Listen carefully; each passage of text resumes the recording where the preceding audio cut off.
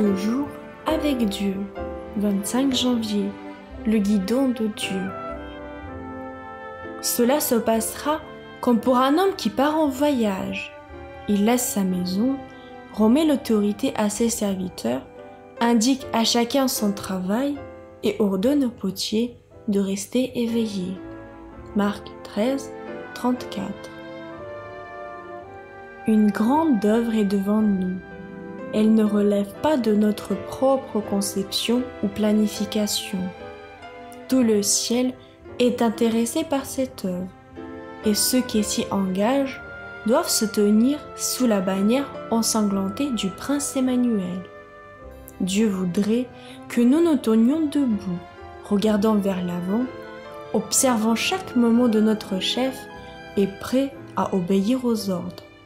À chaque homme, il a attribué son travail. Dieu a donné aux hommes et aux femmes des facultés qui ne doivent pas être gaspillées dans la contemplation oisive et dans les émotions instables, mais employées dans une action résolue. Nos capacités ne doivent pas être absorbées dans des abstractions et elles ne doivent pas non plus être utilisées dans l'agitation oisive. Dans le monde extérieur, tout est agité par une puissance venant d'en bas. Ceux qui connaissent la vérité doivent être remplis d'une inspiration venant de Dieu lui-même.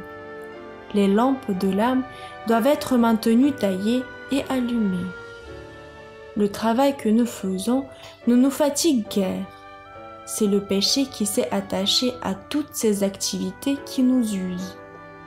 Dans la conception de Dieu, le travail ne devrait être autre chose qu'une bénédiction. L'homme n'aurait jamais pu être heureux sans quelque chose à faire. Quand l'homme n'avait pas de pensée sombre et répréhensible, avant que le péché ne vienne, sa propre compagnie n'était pas un fardeau, car il pouvait contempler toute la nature avec les résultats les plus satisfaisants. Mais le passage visqueux du serpent a laissé dans son sillage son lot de misère, dans une conscience endurcie.